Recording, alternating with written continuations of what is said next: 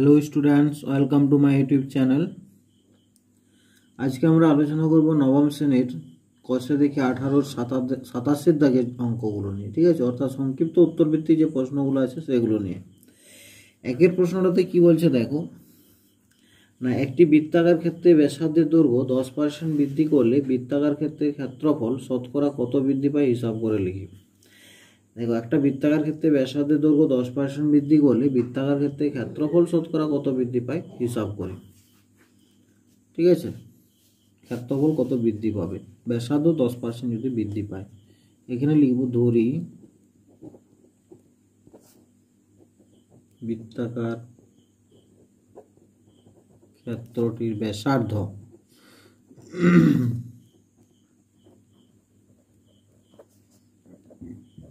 সমান আর একক। বৃত্তাকার ক্ষেত্রটির ক্ষেত্রফল সমান পাই আর স্কয়ার বর্গ একক। ঠিক আছে, তাহলে ব্যাসার্ধের দৈর্ঘ্য 10% বৃদ্ধি করলে কত হবে? 10% বৃদ্ধি করলে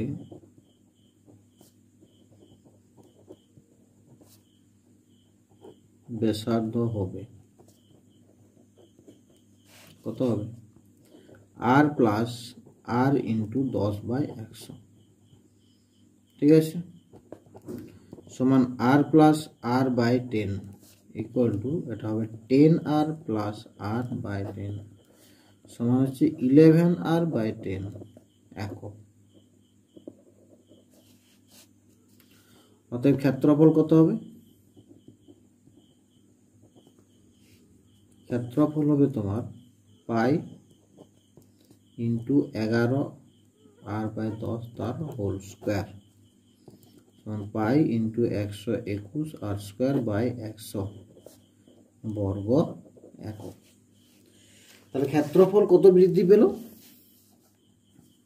অতএব ক্ষেত্রফল বৃদ্ধি সমান কত হলো? এখানে আছে আমার 121 আর স্কোয়ার পাই আছে তাহলে, হ্যাঁ, by 100 minus pi r square. ঠিক আছে, সমান পাইটা যদি আমি কমন নিই তাহলে এটা হবে 121 r square minus 100 r square by 100 বর্গ একক সমান কত হচ্ছে? Pi into 21 r square by 100 বর্গ একক। ঠিক আছে, অতএব ক্ষেত্রফল বৃদ্ধির হার বা শতকরা ক্ষেত্রফল বৃদ্ধি। দেখো, এটা ঐকিক নিয়মেও করা যায় যে পাই আর স্কোয়ার বর্গ এককে বৃদ্ধি পায় pi into 21 r square by 100 বর্গ একক। 1 বর্গ একক কত বৃদ্ধি পায়? 100 বর্গ একক কত বৃদ্ধি পায়। এইভাবেও করতে পারো বা আমরা একবারই করতে পারি শতকরা বৃদ্ধি সমান শতকরা ক্ষেত্রফল বৃদ্ধি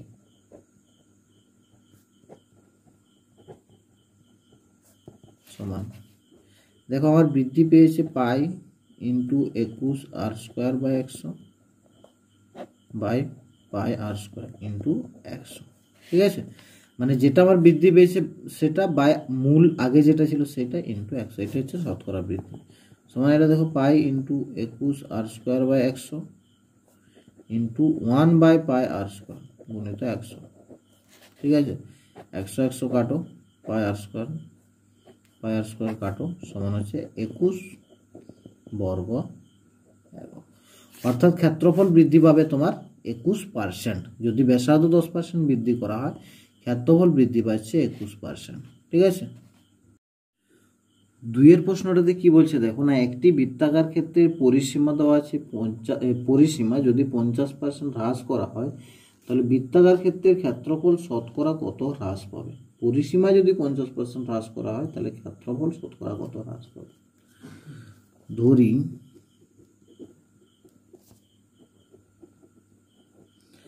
ধরি বৃত্তাকার ক্ষেত্রটির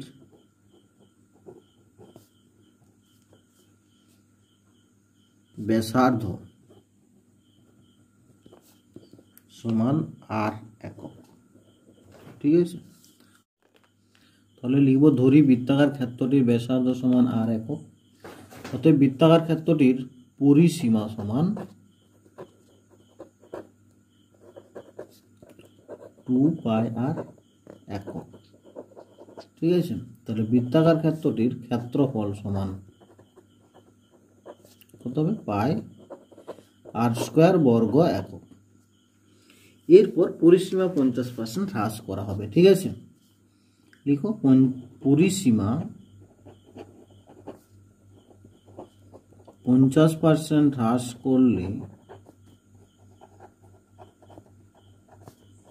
হয় কত হবে, 2πr মাইনাস হ্রাস করছি, তাহলে 2πr মাইনাস 2πr ইন্টু 50/100, 50% হ্রাস করছি 50%, ঠিক আছে, বাই 2, এটা হলো সমান হচ্ছে πr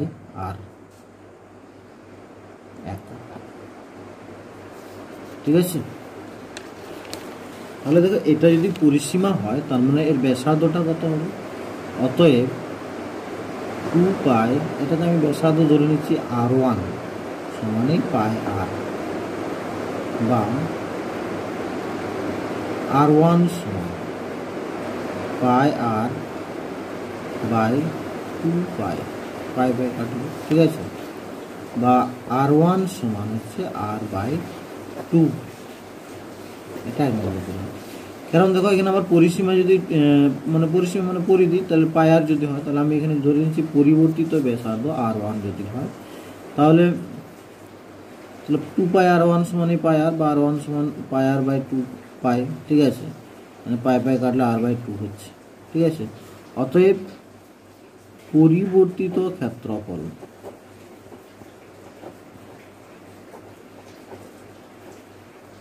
কত হবে, πr², তাহলে πr1²।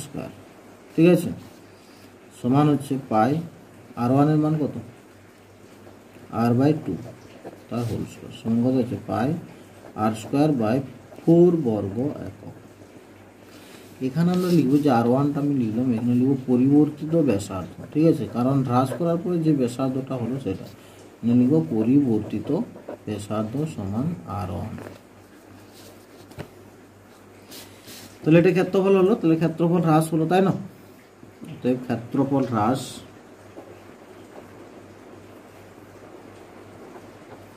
আগে ছিল আমার πr², সেখান থেকে হলো তোমার πr²/4, এটা মাইনাস করলে তোমার হবে 4πr² মাইনাস πr²/4 হবে, সমান কত হবে না 3πr²/4, এত বর্গ। এটা আমার কমলো, তাহলে এটা কি নিয়ম করতে পারি, πr² বর্গ এককে হ্রাস পায় 3πr²/4, একে কত 100 কত, এরকম করতে পারি, বা ডাইরেক্ট করতে পারি। অতএব শতকরা ক্ষেত্রফল হ্রাস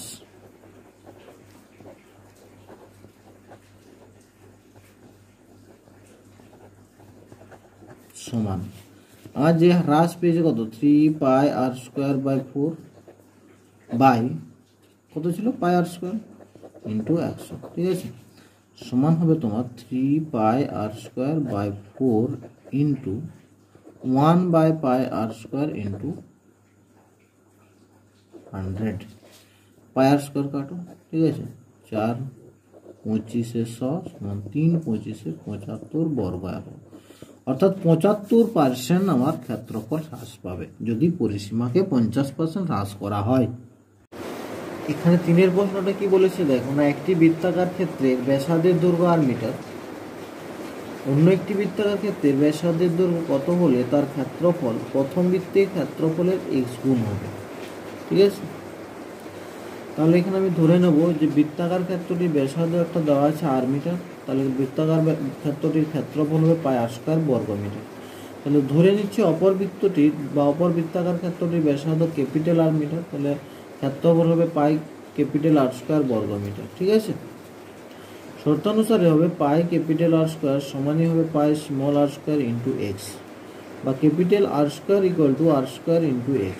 ঠিক আছে, বা ক্যাপিটাল R ইকুয়াল টু হবে তোমার r√x, এটাই হবে অপর বৃত্তটির ব্যাসার্ধের দৈর্ঘ্য। ঠিক আছে, 4 নম্বর প্রশ্নে বলছি যে 3 সেমি 4 সেমি ও 5 সেমি বাহু বিশিষ্ট ত্রিভুজের পরিবৃত্তির ক্ষেত্রফল কত।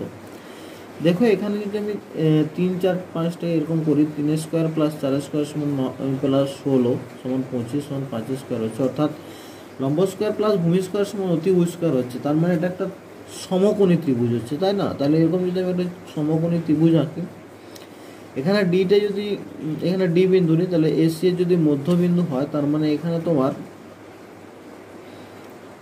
কি হবে বলতো? অতএব বিডি সমানই হবে ডিসি, এডি সমানই হবে ডিসি। সমান কত আছে? 5/2, 5/2 সমান, ঠিক আছে। আর এটাই হবে পরিকেন্দ্র। অতএব পরিবৃত্তের ব্যাসার্ধ 5/2 সেমি, ঠিক আছে। অতএব পরিবৃত্তের ক্ষেত্রফল সমান, অতএব পরিবৃত্তের ক্ষেত্রফল সমান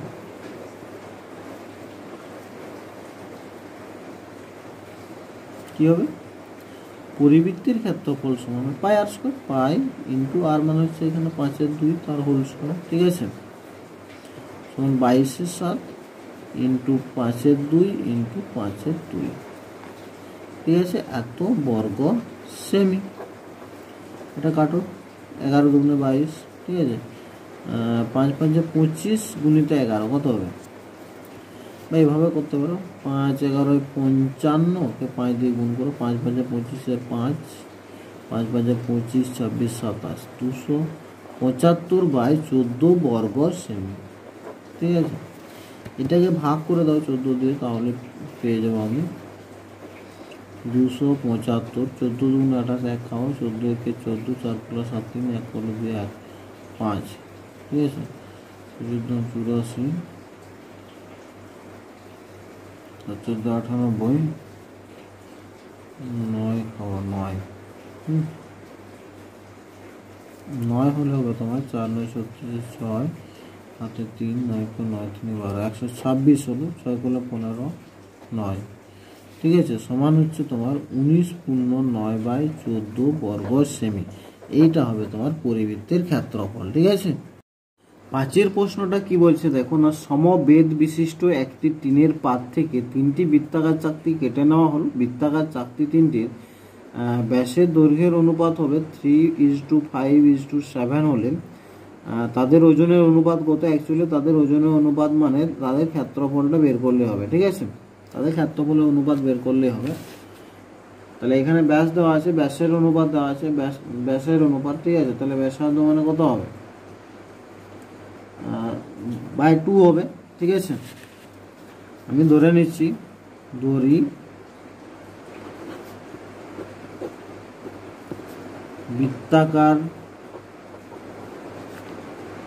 চাকতি 3টির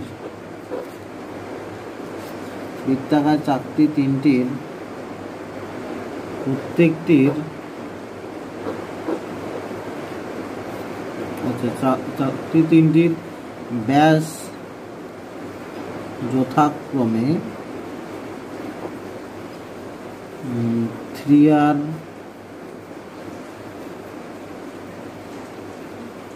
একক, ঠিক আছে, তারপরে 5R একক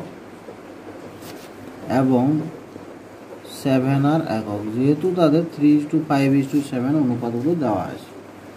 অতএব ক্ষেত্রফল কত হবে? ক্ষেত্রফল লিখব বা তাদের ওজনের অনুপাত। অতএব তাদের ওজনের অনুপাত মানেই হচ্ছে ক্ষেত্রফলের অনুপাতটাই তাদের ওজনের অনুপাত হবে। হ্যাঁ, তাদের ওজনের অনুপাত সমান কত হবে? পাই আর স্কোয়ার হয়, তাহলে আর মানে এখানে 3R/2 তার হোল স্কোয়ার ইজ টু পাই, এখানে আছে পাই মানে আর এর জায়গায় 5R/2 তার হোল স্কোয়ার ইজ টু, এখানে হবে পাই ইজ টু 7R/2 তার হোল স্কোয়ার, ঠিক আছে। তখন পাইগুলো কাটলে এটা হবে 9R²/4, এটা হবে 25R²/4, আর এটা হবে 49R²/4, ঠিক আছে। সমান কত হবে? অ্যাকচুয়ালি তাদের যে ক্ষেত্রফলের অনুপাত সেটাই হবে ওজন অনুপাত, সমান 9:25:49, ঠিক আছে।